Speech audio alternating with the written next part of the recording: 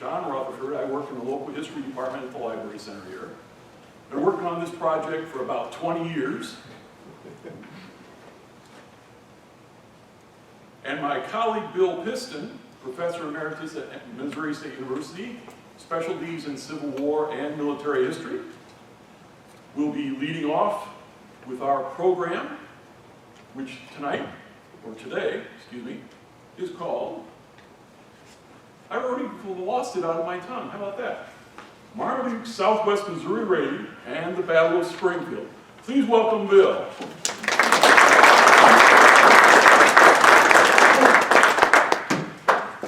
Thank you, John. Thank you all for being here.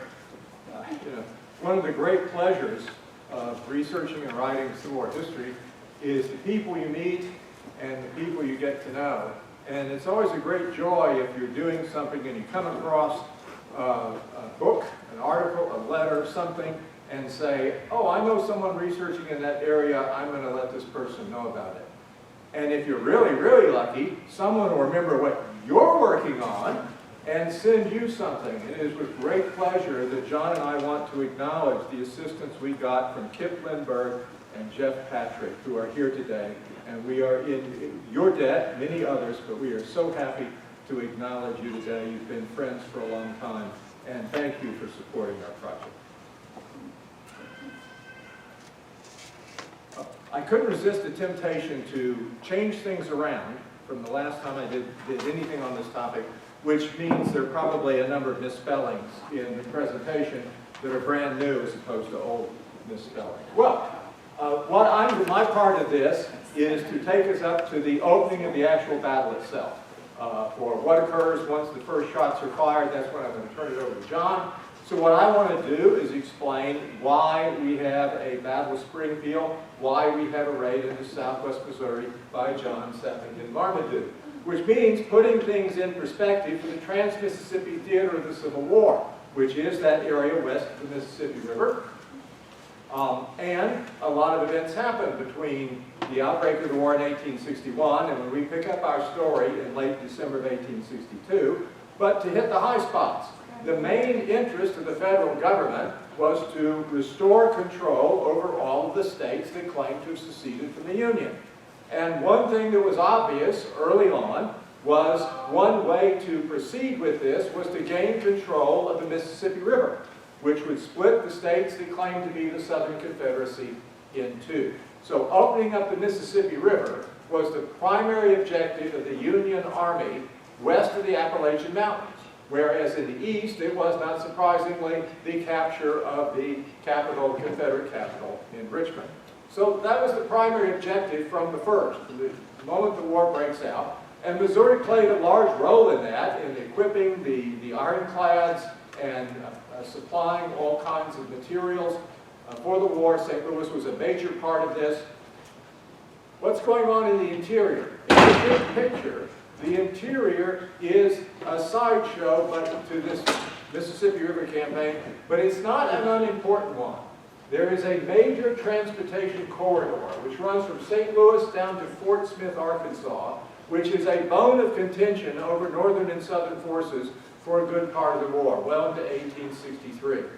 The Union forces that are going to want to occupy Missouri, keep it safe, and then conquer Arkansas, because that's what you need to do to restore the Union, really have two options. One is to use the Mississippi River, and the Union forces would end up doing that, and the tributaries of that, the Arkansas and the White River. The other, if you're going to move in the interior, this is the main route. You can go other ways, and there are other road networks, but this is the transportation highway. There's a railroad from St. Louis as far as Raleigh. And then it's about 122 miles down to Springfield on an ungraded road. And sometime you're driving from Springfield to St. Louis, give some thought about how up and down this would be if there was no grading to the road whatsoever. And then if you're going down to Fayetteville, Arkansas, you find some real mountains. There are some actual mountains in the Ozarks, and then the Boston Mountains. And going over those ungraded. So this is the main highway. So the Confederate forces are based on the Arkansas River, but back and forth, the North and South fight over this. The Battle of Wilson's Creek, the Battle of Pea Ridge, Prairie Grove will all be fought over control of this. Our story really picks up with the desire in 1862 of the federal government to eliminate any threat to this backdoor to Springfield. At the moment, they're beginning to have some real success with beginning to open up the Mississippi River and the interior, beginning with Grant's fight at Belmont, Missouri, and then the Fort Henry and Fort Donelson campaigns, opening up the Cumberland River and the Tennessee River, leading on down to the capture of Memphis in June. So, while that's going on, Samuel Ryan Curtis, Union general, gets an assignment basically to push the Confederates out of Missouri, eliminate any threat, get down into Arkansas, and make sure this backdoor is secured. And he does that in a campaign, pushing down in February, beginning January and February, coming down, driving Confederates out of Springfield, and Springfield, which had changed hands 4 times, would now remain in Union control for the rest of the war. Pushing the Confederates down into Arkansas, where they would make an attempt at a comeback that would result in March of 1862 at the Battle of Pea Ridge, a battle that really balanced on a knife's edge, but ended up being a major Union victory. And for our complex story here, things remained relatively quiet for a while. In the summer of 1862, however, the Southern authorities in Arkansas faced the dilemma of what can they do to defend Arkansas, and they have a lot of Missourians now down in Arkansas who would like Missouri to be redeemed from their point of view. A lot of Missouri troops had been called east of the Mississippi River with hopes that they'd be able to participate in the campaign that resulted in the Battle of Shiloh in April of 1862. They got there too late. They ended up participating in other campaigns, some battles you might know, the Battle of Corinth, Iuka. But a lot of Missourians are now east of the Mississippi River. What do you do in the West? Well, the further you are away from the central government in the Civil War, the further you are from the supply chain. And this was true north and south, but it was not even. The Union troops west of the Mississippi did not get the supplies that those in the east did. They tended to get not enough supplies and the more outdated equipment, but overall, they did pretty well. And certainly by the end of the war, the Union forces fighting on the west side of the Mississippi River were well equipped and well uniformed. This was not true for Confederate troops on the side of the Mississippi River. They were chronically short of food, clothing, uniforms, and equipment. Wearing captured uniforms out of necessity. 1862, the Southern authorities launch a major campaign to recruit behind enemy lines, to send various different groups up into Missouri and recruit people who would come back and enlist in the Confederate Army, either enlist on the spot and come back, or come back and enlist. The general authorizing this, named Hindman, also authorized guerrilla tactics, and he believed this was necessary and the only way the Confederates could make their small numbers felt. And in the summer of 1862, it was just a great deal of chaos. All kinds of small battles at places like Lone Jack and Independence that are, in one way or another, the result of some recruiting expeditions and fights that result from that. Historians debate how many people actually got back into Arkansas and enlisted in Confederate regiments. A high number might be 5,000. But a large proportion of the troops that would participate in Marmaduke's raid were people who enlisted in 1862, came back to Arkansas, and were enrolled in Missouri regiments. So, we begin with, why is there a raid on southwest Missouri? It is in part because of the success of recruiting in Missouri to bring Missourians back down into Arkansas, who would then be willing to make all kinds of sacrifices in order to try and get Missouri back in the Union. Well, Thomas Carmichael Hindman also manages to put together a Confederate army to basically replace the ones that had gone east of the Mississippi River. He did that by an absolutely draconian enforcement of the Confederate conscription law. And this reveals one of the things that's often forgotten. Not only is Missouri a state of divided loyalty, in which maybe 65% of the people favored the Union, 35% the Confederacy. Those are guesses, of course. But Arkansas was a divided state. Several thousand, about 8,000 troops enlisted from Arkansas in the Union, most in northwest Arkansas. A tremendous number were forced by conscription into Hindman's army, who just wanted to sit the war out, who didn't want to be in the North or the South. Hindman created an army pretty much out of scratch, managed to get them enough arms barely, enough ammunition. Ammunition is so scarce that soldiers were fined $1 for firing a round without permission. Now, frankly, Confederate money soon made $1 worthless because of inflation, but you get the idea. And also, because a lot of these people are being coerced into the army, Hindman issues orders that anyone, a soldier or a civilian, is authorized to shoot a deserter dead and will be given a reward for turning in a deserter who is alive or dead. There's no other equivalent of that anywhere in the Confederacy. But he gets an army up into northwest Arkansas at the end of 1862 and fights a battle that is called Prairie Grove on the 7th of December. It's another one of these battles that balances on a knife edge. A few things have gone a little differently. The Union forces do a heroic job of concentrating. It is one in which tactically it's pretty much a stalemate, but as the Southerners then leave the field because they're desperately short of ammunition and pull back, their army begins to fall apart. And it really takes a hit when, in late December, the Union forces that had fought at Prairie Grove made a raid over the Boston Mountains and raided the supply line, the major supply base in Van Buren, Arkansas, and destroyed a tremendous number of supplies. And the suffering of the Confederate Army that winter was terrible. Desertion rates were horrible. And this is where we pick up the story, really, of Marmaduke's raid, with Thomas Hindman facing the fact that his army is falling apart.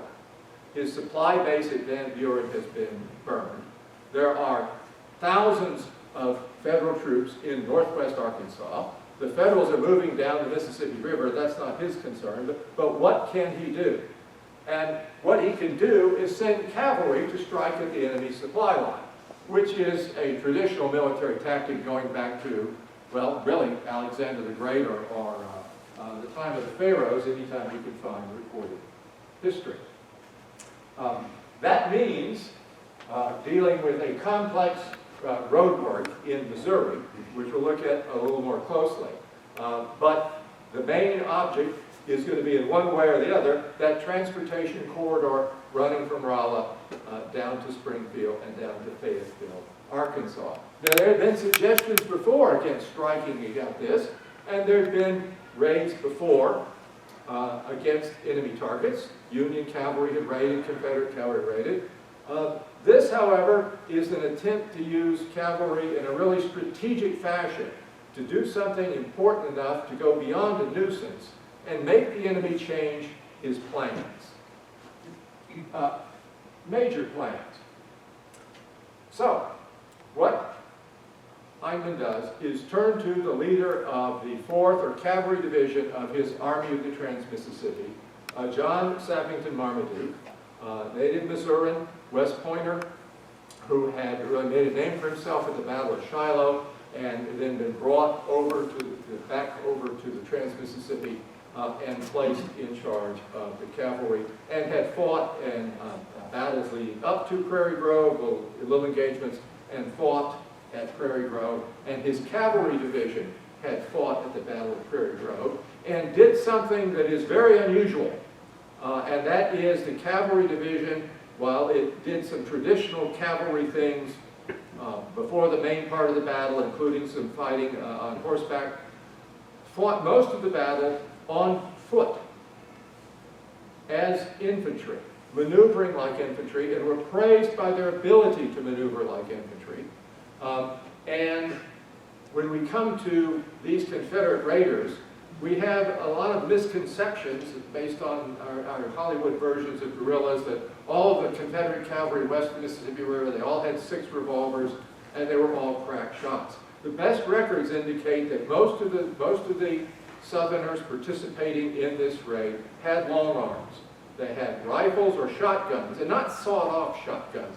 Have never seen any sawed-off shotgun used in the Civil War. So a shotgun is basically just as long as a rifle. It's just as unwieldy on horseback. You just got 2 shots. That's the advantage of it if it's double barrel.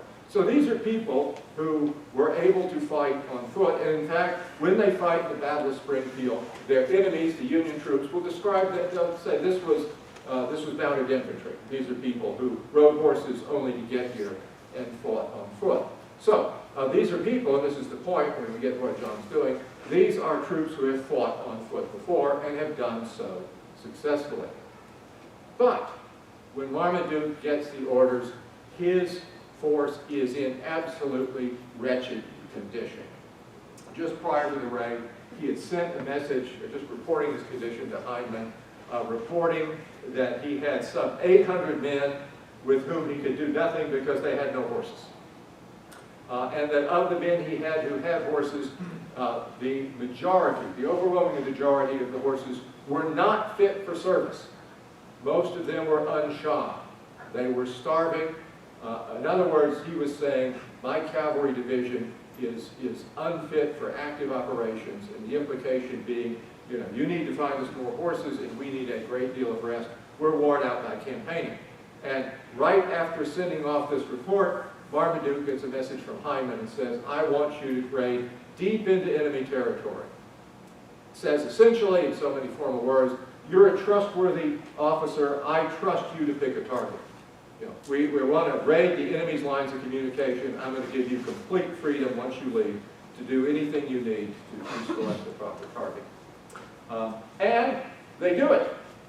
Despite their terrible condition, Marmaduke also wrote about how they were thinly clad, did not have enough clothes, and the main complaint is not having any winter garments. It appears, as near as I can figure from reports of this capture and that capture, that the majority of Marmaduke's men were wearing captured blue uniforms in this battle. What they really wanted to capture were federal overcoats, which instead of being dark blue were light blue. So the Battle of Springfield, if someone's going to do an accurate painting of it, it would show people in blue shooting at each other on both sides. This means, on occasion, Southerners were able to fool their enemy into thinking they're Union troops, but that's not the reason they're wearing blue uniforms. They're not like guerrillas would adopt them purposely to surprise people. In this case, they just have no other choice. Well, who is in this cavalry division? It consists of, we'll look at Joe Shelby, Emmett McDonald, and John Christian Porter. Marmaduke decides he's going to move in 2 columns. We'll look at the map and see in his route in a minute. And that's really based on where the troops happen to be at the time when he gets the orders to make the raid. But it would also be a good idea to move in 2 columns because it would fool the enemy. To not let the enemy know precisely what your plans are. And also they're going to have to get food, as much food as they can, along the way. In the reports about this raid, there is remarkably little reference to what they do in terms of capturing food for the horses to eat. But they could not possibly have taken this raid without capturing every bit of food they possibly could for the horses to eat. Union Army regulations call for horses to actually eat 26 pounds of grain a day. Of food a day, half grain and half fodder. It takes about 4 hours minimum for a horse to get enough nutrition from grazing to do anything. So basically what they did, and often in the military, they rode horses to death. And a lot of these people would come back on foot. But they have to have gotten some food along the way. They couldn't have made it. So again, Marmaduke with some 1,800 men, Shelby's brigade.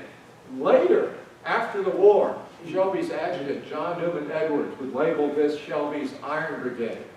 And in post-war history, they're celebrated in song and story as that, and that's all fine and good. But they were not known as the Iron Brigade during the Civil War, just as Bloody Bill Anderson was not known as Bloody Bill Anderson during the Civil War. That is a post-war.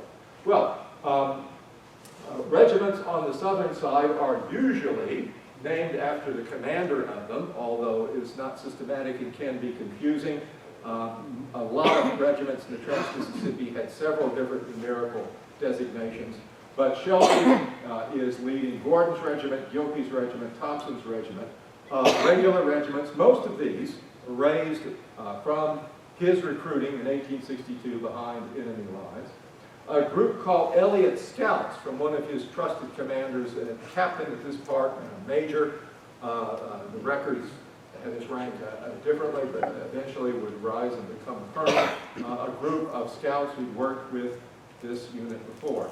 And Quantrill's Cavalry Company. Yes, these are Quantrill's guerrillas who in the summer of 1862 enlisted as regular Confederate soldiers.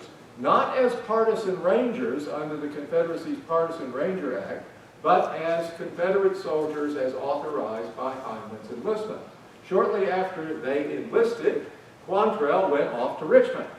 Why? Well, read your biography and take your choice. Apparently he was hoping to get a higher rank than the captaincy he was sworn in, and sources disagree about when he came back in the spring, whether he had it or not. But a First Lieutenant William Gregg led Quantrill's men, about 50 in number at this time, in this particular raid.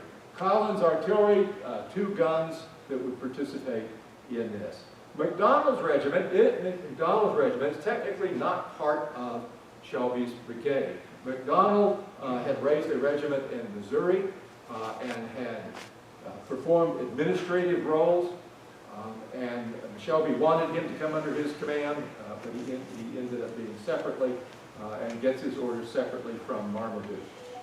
Porter's column, Joseph C. Porter, had originally some 850 men, but he just barely gets started on the raid. He has to send 100 of them back because their horses had broken down. Confusingly, his regiments are known by their current, or in some cases, former commanders, which doesn't help you keep things straight.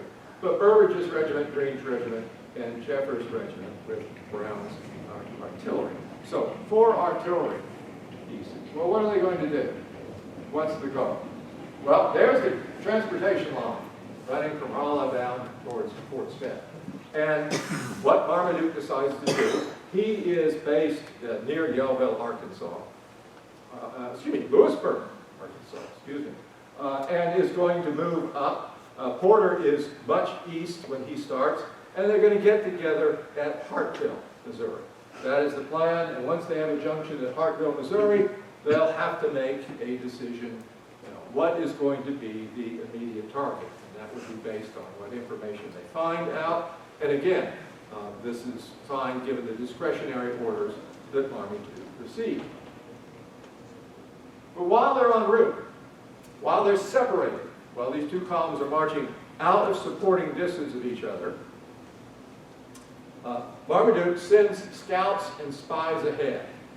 How I wish we knew anything about that. The phrase, "I got information from scouts and spies," is tantalizing, from sources, quote unquote. And sadly, exactly what information he got is not clear, other than he learned that Springfield was lightly garrisoned. And thus he decided if he could take Springfield, this would be the best immediate target.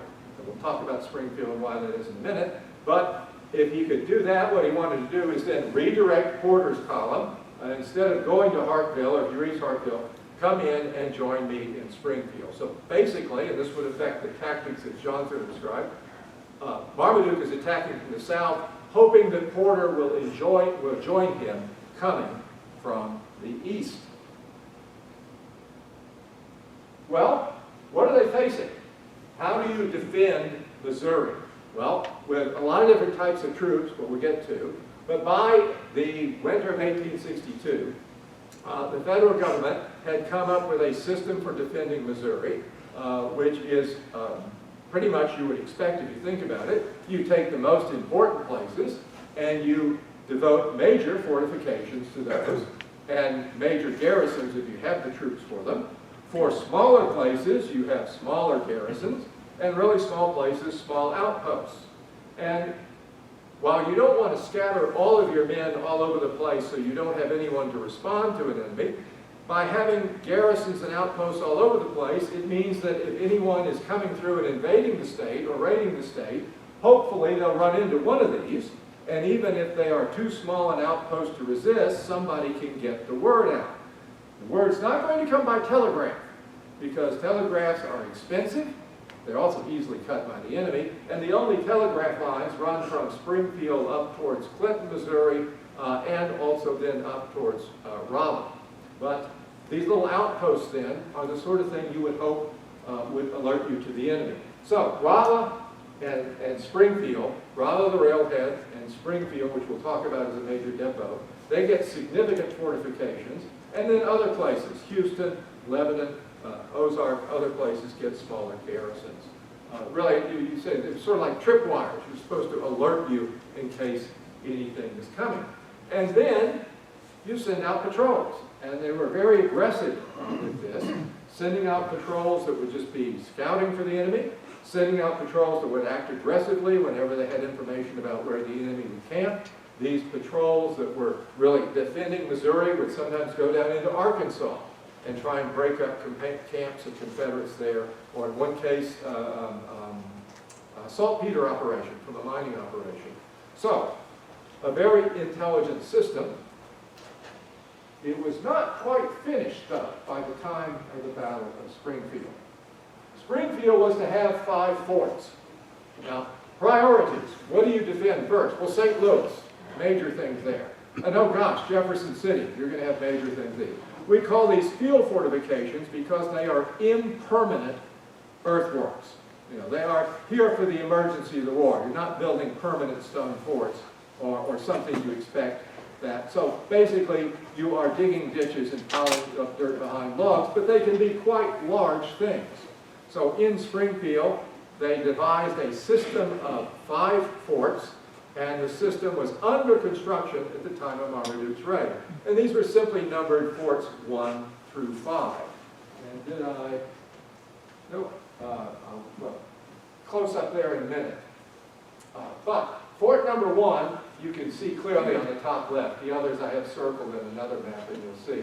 But it is on the high ground. It is the largest and biggest place because if the enemy occupies that ground, that's the place from which they can place artillery and bombard the city. So it's the biggest place, and it really has to be defended. And then the other idea is, well, you defend each flank of the city. The east flank of the city, the west flank of the city, and the south flank of the city. Various different sized forces under construction. We'll say more about that in a minute. Well, what do you have on hand? Not a lot.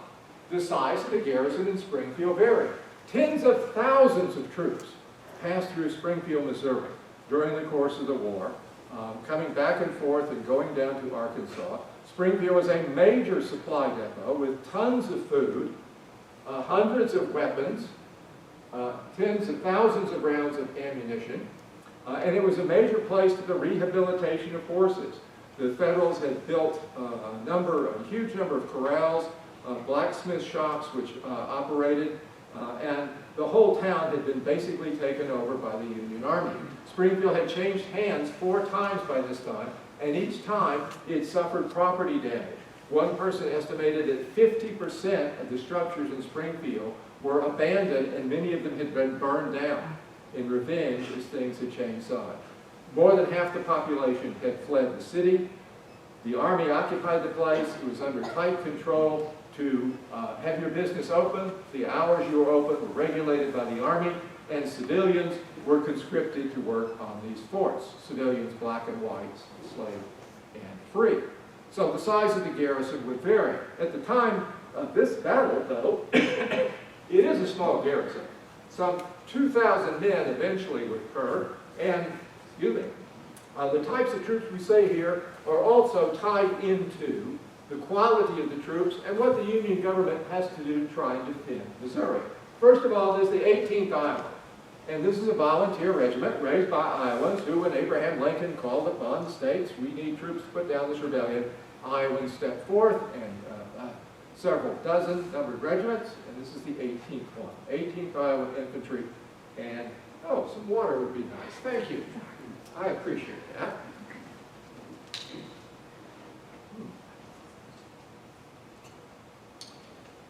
Oh, thank you. Excuse me, a tickle in the back of my throat. Well, so a volunteer regiment, like most of the regiments you fight, Gettysburg, Shiloh. All right. But then there, 3rd, 4th, and 14th Missouri State Militia Cavalry, and these are unusual.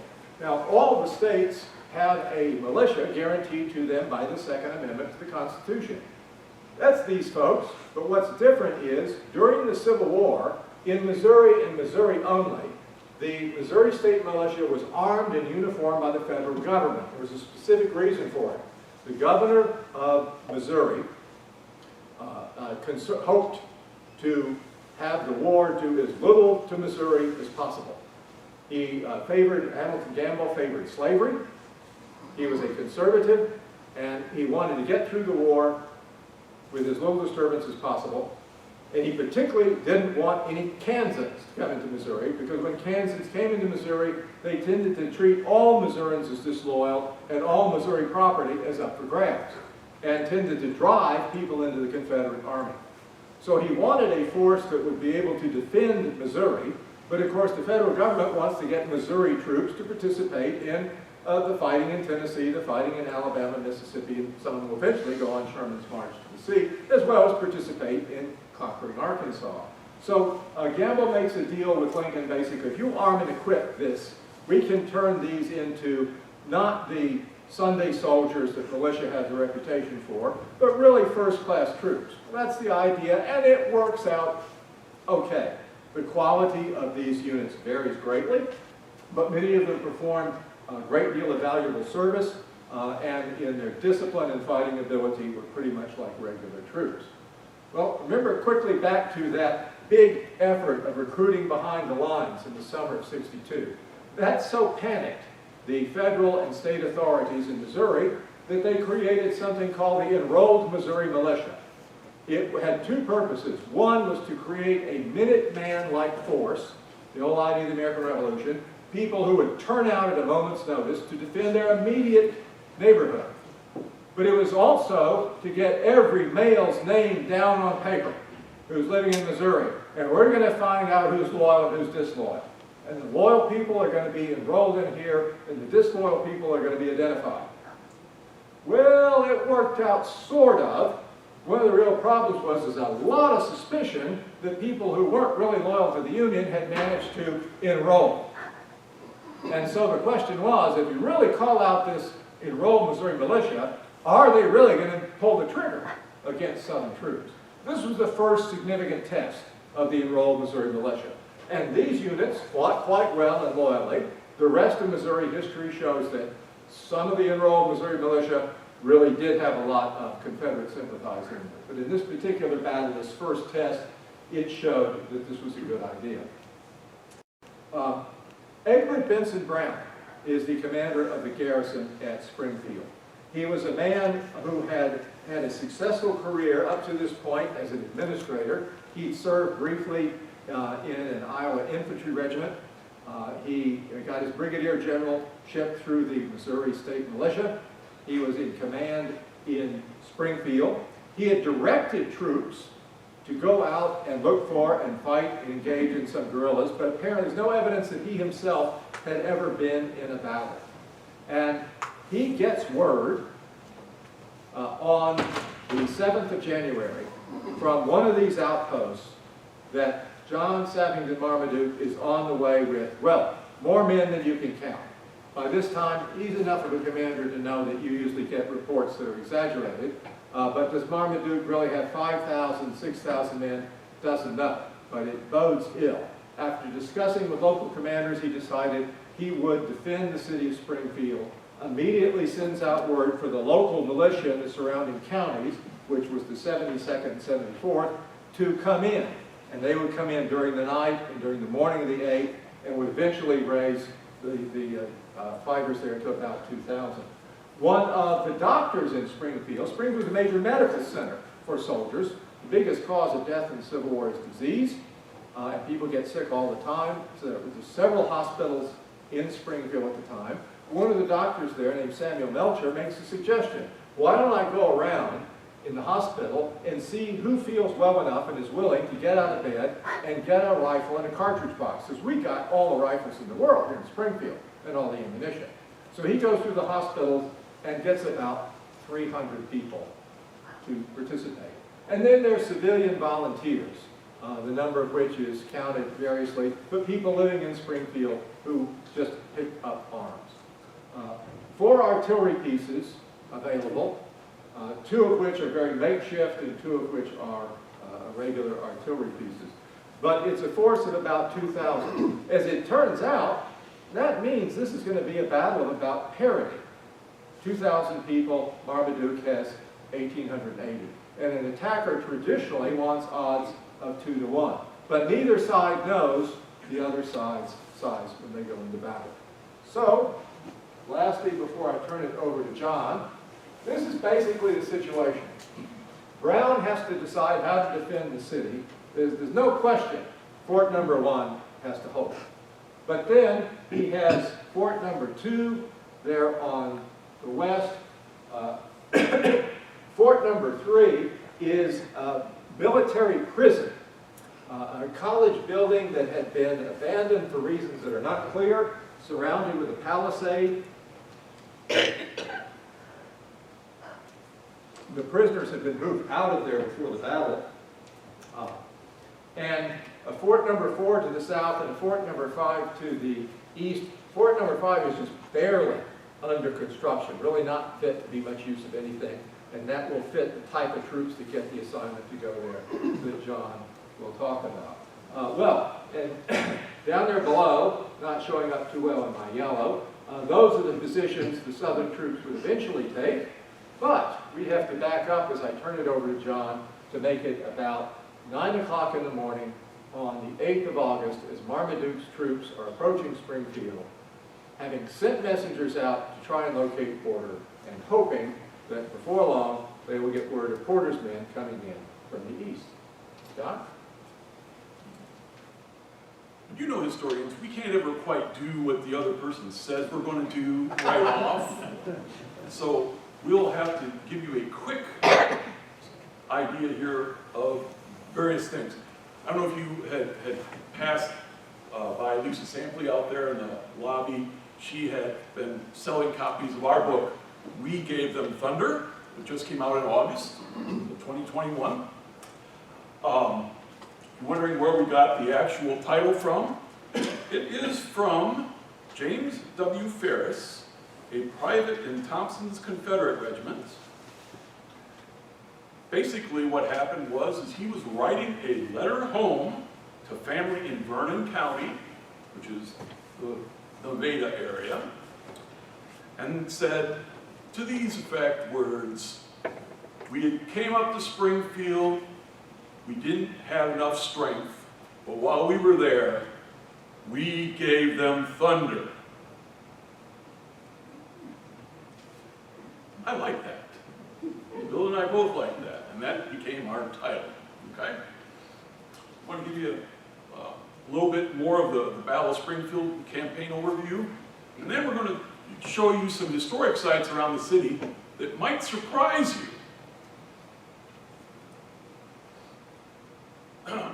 If you have not been down to Jenny Lincoln Park, which is at State Street and Harrison, and South Street, they have one of the battlefield markers there.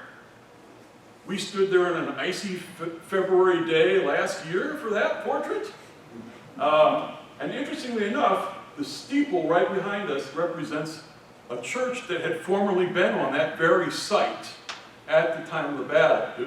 It's the modern version of that church, though. And the Confederates were posing, basically we're standing, and they're going towards the church and towards Fort number 4. So this is a staging area for an attack directly into Springfield. things that's different about our presentation and our book is that we have the honor of having Wilson's Creek Battlefield and their wonderful collection of materials. Is it our fault that they collect stuff besides Wilson's Creek? No. But here is a drum that believed to have been carried at the actual Battle of Springfield. And that is in Wilson's Creek's collection. And that is in our book.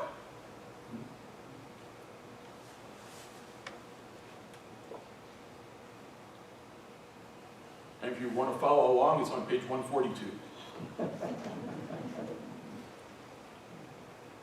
One of the things which university presses are reluctant to do is put color maps in books. I don't understand it. They want grayscale. Fortunately for us, Moon City Press, the Ozark Studies Institute's editor Jim Baumlin listened to us and put those wonderful color illustrations in there so that you can have a better feel for the fighting.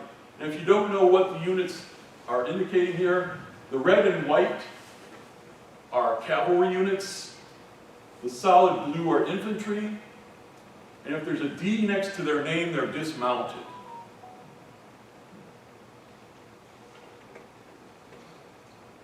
One of the most surprising things that happened during this action is basically right out here,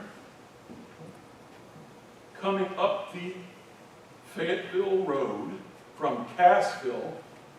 Do you know how far away Cassville is from Springfield, by the way? It's about 60 miles. They got a telegraph message the night before the battle and asked for help. 4 companies of the 4th MSM Militia on the Union side answered the call and arrived here at 2 o'clock in the afternoon and struck McDonald's left flank,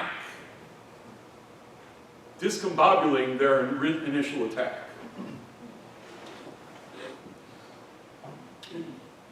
The Confederates tried swinging around to the east flank and seeing if there was a weak spot there.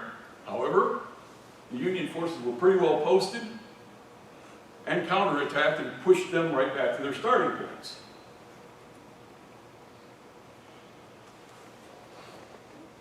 Now, if you haven't seen the book, Jim told me it was written in 14-point font. That's nice, large-size text for even people with me with crummy eyesight. Okay? And one of the things we did to speed along the reading of the book is putting footnotes at the bottom of the page and having, instead of endnotes at the end. How many of us have ever seen a piece of information in a book, saw the footnote for it, or the endnote rather, and then stopped, flipped to the back of the book, and said, oh wait, what was the page I was on? And then you flip back to the book again, and then you go, ah, forget it, and you throw down the book. This speeds along the writing and the reading, okay? With a footnote right at the bottom of the page. Oh, there's where I got that source.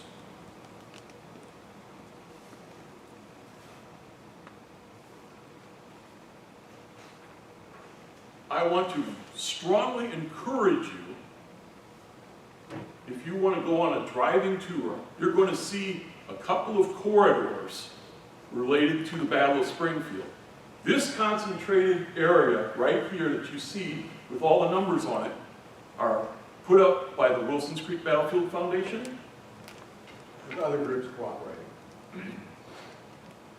And basically, if you want a copy of this map, I know that's hard to copy down, but I can tell it to you afterwards as well. But anyhow, this is the high points of the fighting at Springfield, according to those markers.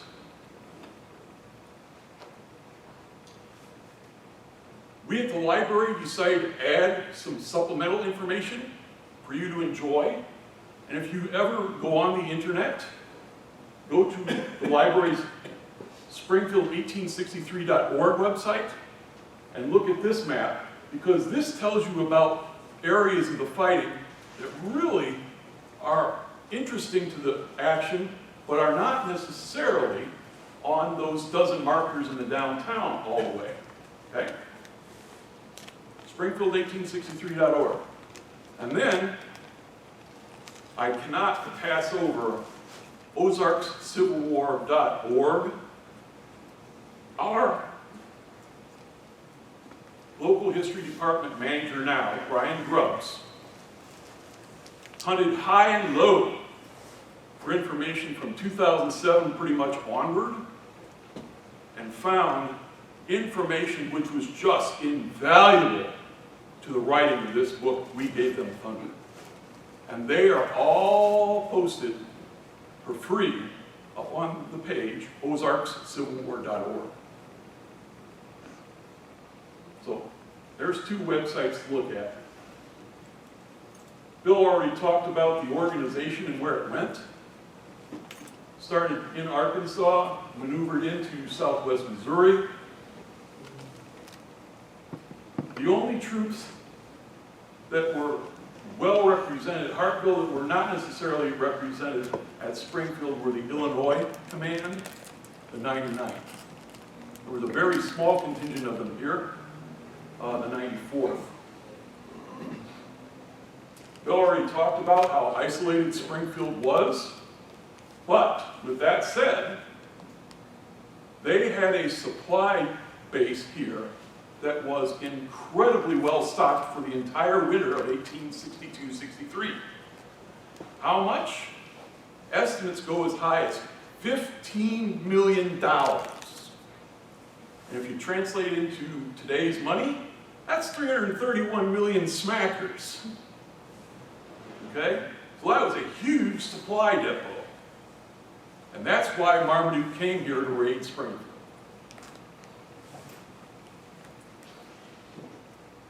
Someone teased me about this image. He says, "Those darn chicks."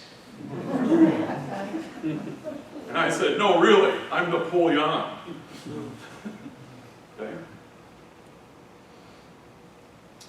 We talked about that already, but essentially over here in the upper left is where Blunt started out from Prairie Grove, attacked the base on the Arkansas River called Van Buren. This is where Marmaduke was camped with his cavalry. This is where Porter was camped. They were 160 miles apart approximately. But those were two pieces of that division. And there's how they moved north into Missouri.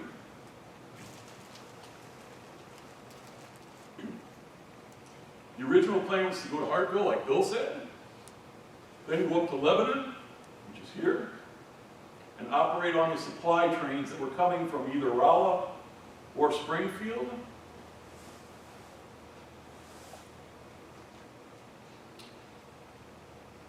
When he got to Forsyth, Marmaduke realized that he had to take out Lawrence's Mill here and the Ozark Garrison here before proceeding on to Springfield and going after those supplies. Bill mentioned that Brown was very fortunate. There was a small cavalry force out on its own scouting mission in Taney County that bumped into a small contingent of Confederates who they captured, and then the captured Confederates, according to John Kelsall, told them, just go a couple hundred yards or maybe a mile down the road, you'll see them all. And so Kelsall rode forward, and he was appalled to hear the thunderous hooves of all those horsemen moving along. Okay, so Marmaduke reaches the outskirts of Springfield about 8 o'clock in the morning, okay? He's waiting for Emmett McDonald to show up, who was assigned to capture Fort Lawrence. If you don't know where he waited, it was at a place called the Goose Pond. And if you don't know where that's located today in modern terms, go down to R.E. Lee McDaniel Park, where National crosses Sunset. It's in the northeast quadrant of that intersection, where the Goose Pond is located. Oops. See, I get yacky. Okay. Initially, the Confederate attack is really strong. They push north, they do pretty well. They collapse the middle, where 3 companies, the 18th Iowa, are located, and capture the cannon, drive off the 18th Iowa, and the 72nd Enrolled Militia. Those poor Minutemen guys got assigned the most dangerous spot on the battlefield. They fall back, first to Walnut, then to College Street.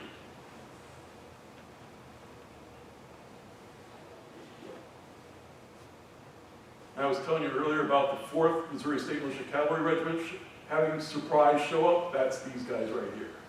Okay? Now what happens is, once the Union falls back from Walnut Street, the Union forces have a respite. And why is that? Drive along Grant Avenue, and when you reach the traffic light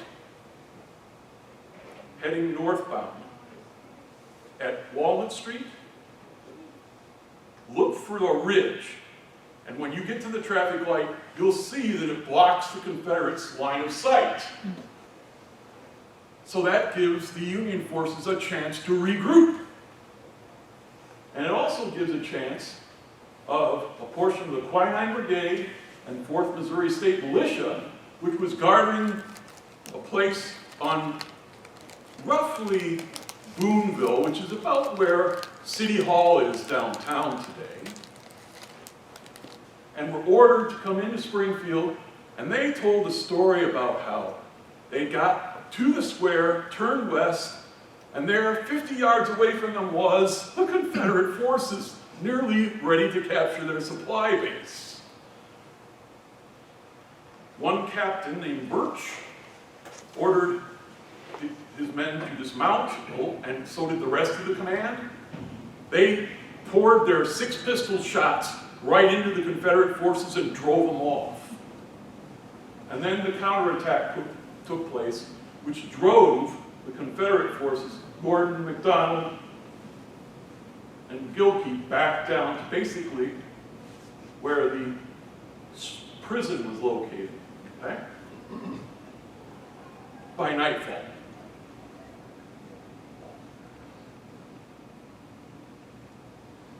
One of the things which is really fabulous about General E.B. Brown is that he seemed to have a sense for when a disaster was about to take place, and he would order a unit that was at a quiet spot on the battlefield, like in this case the 3rd Missouri State Militia or the 4th Missouri State Militia, to come around, swing around, and help out in the counterattack.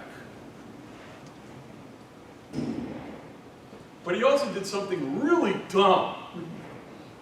If you haven't heard this story before, I think he was trying to lead an attack of these guys right here, as they're trying to push the Confederates away from the square. And what happens is the Union forces have fired all of their 6 shots, and now they have to stop to reload, and someone yells out, "To your horses!"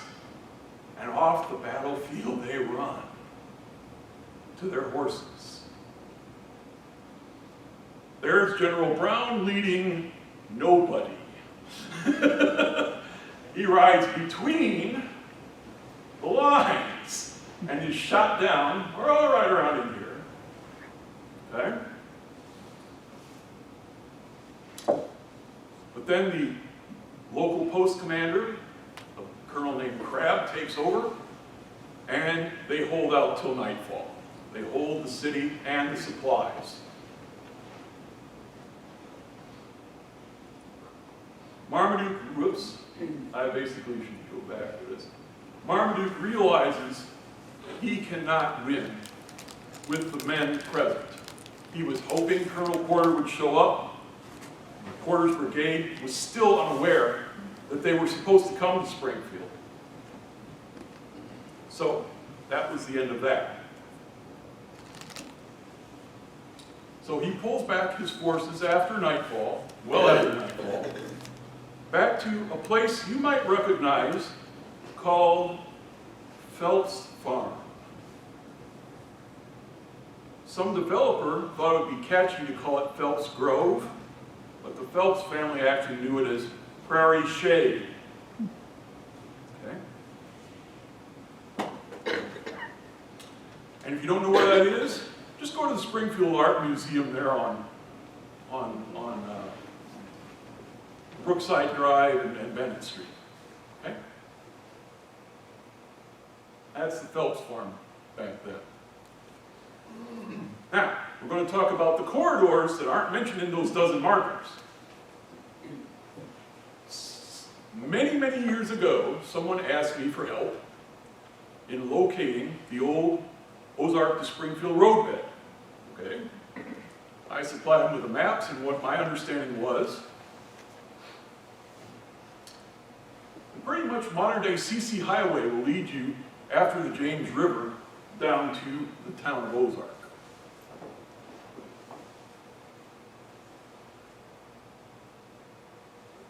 The Confederates riding northward, and actually the Union force that departed from Ozark crossed the James River Ford here and then continued on towards Springfield. The Confederates stopped here about where Sunset Street is today. Okay?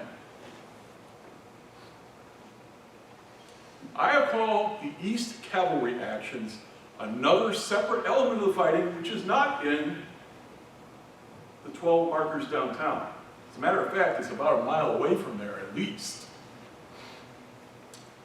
And I don't know if Bill, when he bought his home on Delaware Avenue, knew that he was right in the middle of fighting between the Confederates and the Union forces, but two bodies were found buried in 1926, 27 roughly, while they were, the city was digging water mains, and they said they were Confederates. And Bob Newman over at the archive found this, and he called me up and asked what that meant. And I said, that is the initial contact point where the Confederates were killed by the Union forces defending that old roadbed, now known as Delaware Avenue. And by the way, that leads all the way down almost to Sunshine Street today, if you look on the original map that we have back here. Then we have the Rockbridge Road. Your guess is as good as mine about its current status, because it's been overrun by housing developments, okay? And built and other businesses. But what happened is John Kelso again talked about some rather amazing feats of horsemanship between his tiny little command defending this area all the way back to Fort Number 5, which is over here on St. Louis Street at Sherman. Here's National Avenue. And the Confederates apparently were so contemptuous of the Union forces in their front. And let me find this little tidbit. Okay. See, I have notes, but I don't need them, usually. Okay. A Confederate did the equivalent of a Civil War mooning of the Union forces in his front. That is, if I understand correctly, Kelso's reference to the words buttocks and obscene gesture.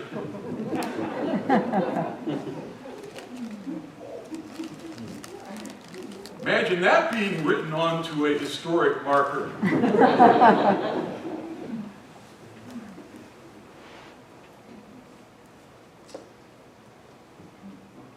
But anyhow, it's kind of a stalemate out here.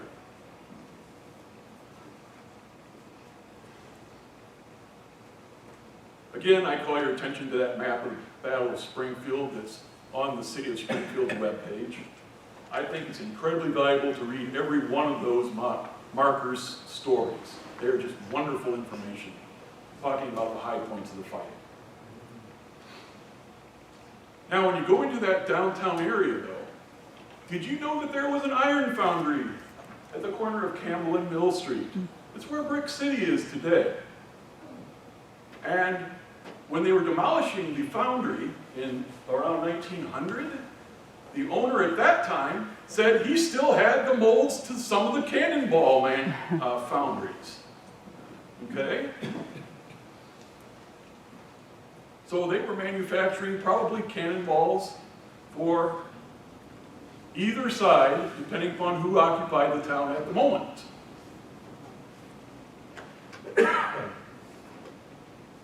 Believe it or not, even as far north as Doling Park had a role in the fighting. If you do not know this story, Camp Convalescent, also known as Camp Straggler, was listed as between 1 and 1.5 miles north of the Frisco Railroad shops, north of Commercial Street. All right? That told me it was Doling Park. And in 2007, I finally had the means to do it with Google Earth, their measuring tools, and my friend Sarah Marshall's ability to superimpose the maps of Springfield from 1862 onto satellite imagery. You'll notice right here is Commercial Street, and when I stretched out this thing here, about 1 mile is here, about 1.5 miles is to the north boundary of Doling Park. Okay? Camp Straggler or Camp Convalescent are the soldiers who were technically discharged from the hospital but had no order to get back to their actual unit. Why were they there? Well, geez, that's probably 3 miles north of the city square. How could any soldier get into trouble that far away? But more importantly is the water source. Givney Cave, Givney Spring. Easily could supply 200 soldiers or more and keep them in their tents happily and not thirsty.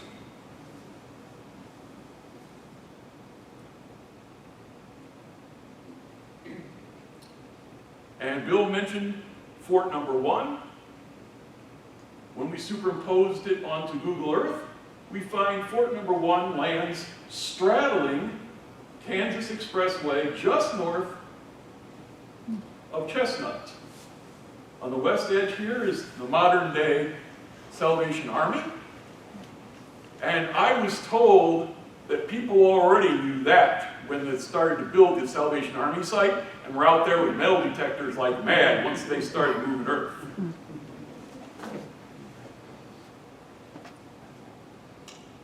Fort Number 2 actually was so big that it extended over what would eventually be Walnut Street.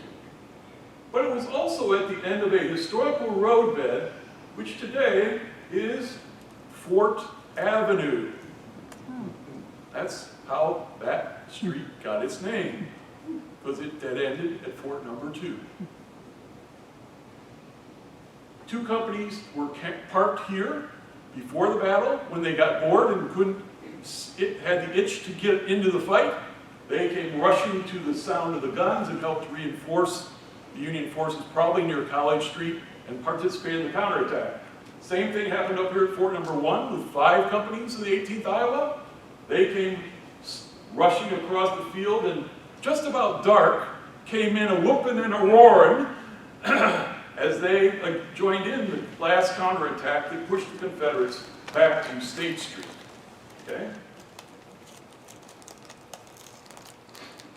We have a wonderful civilian account of the Battle of Springfield. And it was written from a house that once stood here, where the Kentwood Hall is today for Missouri State University. Her name is pretty certain who it is, but she was designated as, in a newspaper article, written to a friend soldier stationed at Fort Monroe, Virginia, as a Yankee girl. She signed her name R.R. Thanks a lot. Well, she was writing about how she had come to Springfield because Mrs. Mary Whitney Phelps had asked her to teach her daughter, Mary Ann Phelps, future Mrs. Montgomery, to the English, music, mathematics. But then when Mary Ann became a little bit too mouthy in the face of Confederates, she was shipped off to a convent at St. Louis. And this poor, unfortunate teacher who came all the way out here from Vermont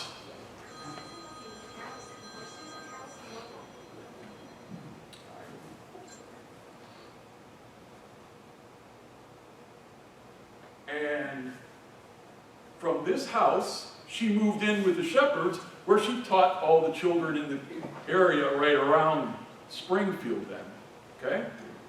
She was telling about how the day of the fighting, 40 people approximately assembled at the Shepherd house, and she actually stood on the veranda, the second-story veranda, and watched the fighting, and at one point even talked about how she could hear the bullets whistling or cutting through the leaves that were still on the ground. Which reminds me, do you remember about the year 2012 or maybe 2011 when it was so warm that winter and flowers started blooming in January? That's exactly what that year was like when Marmaduke's raiders came to Springfield.